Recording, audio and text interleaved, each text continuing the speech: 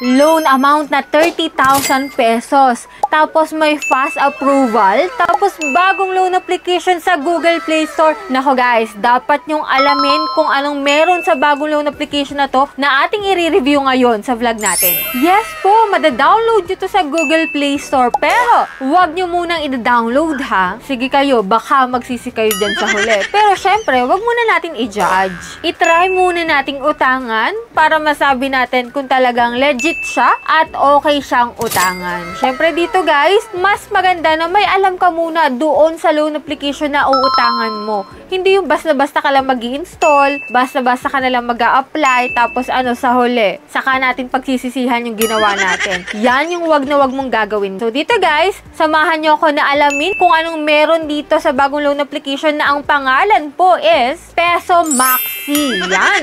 Under siya guys ng JT Philippines Lending Corporation. So nung dinownload ko siya guys, 17 ratings pa lang yung meron siya. Bagong-bago talaga ha. At 3.4 stars pa lang yung meron ito. So dito guys sa kanyang ads yan, high loan amount up to 30,000 nga nakalagay. Fast approval, get loan quickly. Mabilis mo daw makukuha yung maloloan mo dito. Simple process, no collateral, no e-commerce certificate. Yan. Ano yun? Safe platform, SEC compliant to provide a trustworthy service. Secure personal data. So, dito guys, syempre, silipin muna natin siya bago tayo umarangkada sa pag-a-apply dyan. Pero bago yun guys, syempre, mawawala ba naman yung ating pa-weekly Gcash giveaway? O, yan guys, nung Monday, nag-announce po ako ng 5 lucky winners. At ngayon, sa video na to, kukuha po ulit ako ng mga lucky winners ko. Kaya ano pang inaantay mo dyan? Kung hindi ka pa subscriber, naku, i-click mo na yung subscribe button. Turn on the notification bell para updated ka sa mga bagong uploads natin. Syempre, like mo na rin tong video na to at mag-iwan ka na rin po ng comment dyan sa comment section. Next Monday po, pipili po ulit ako ng 5 lucky winners. And every last Monday of the month, may isa po akong pipiliin sa aking pa-cellphone giveaway. Marami na yung paulit-ulit na nananalo, baka ikaw na yung susunod. Kaya ano pang inaantay mo dyan? Stay connected and stay active. So much for that guys. So ngayon, puntahan na natin itong si Peso Maxi na bagong loan application sa Google Play Store. So if you're interested, keep watching.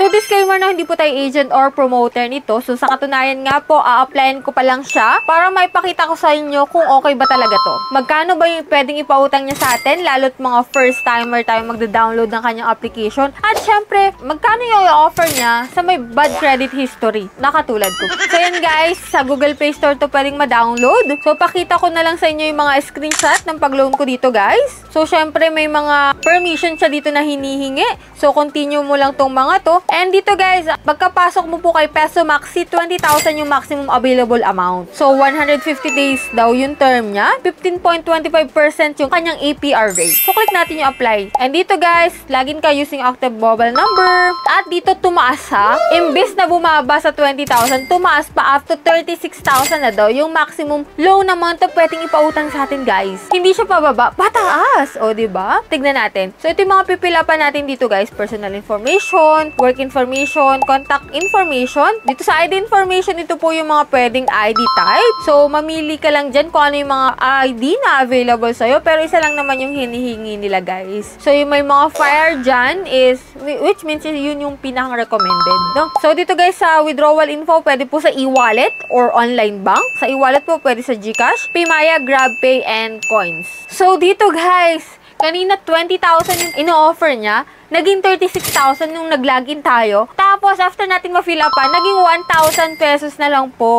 So, siguro na-detect niya na may bad credit history ako. Kaya 1,000 lang yung offer niya sa akin. Pero, hindi ko rin naman po sinasabi na pare-pareho tayo ng loan amount na pwedeng ma-approve dito kay Peso Maxi. So, sa akin po is 1,000 pesos. Maaari po or may posibilidad na mas mataas pa dito yung i-offer sa inyo. So, dito guys, sa 1,000, 7 days lang to guys. Take note, 7 days. At ito na lang yung marireceive mo guys. 600 600 pesos. 7 days na nga lang, 600 pesos na lang po yung marireceive mo. Bakit? Kasi may babawas po dyan ng credit assessment fee, 105 pesos. Platform service fee, 140 pesos. Account management fee, 105 pesos. Service fee, withdrawal service fee, 50 pesos. At interest nyo po is 70 pesos. Maraming ibabawas. Kaya naging 600 pesos na lang po yung marireceive mo. So, pabor ka ba? If ever na 1,000 lang, yung ma-approve sa'yo, tapos 600 na lang yung marireceive mo, within 7 days, magbabayad ka ng 1K.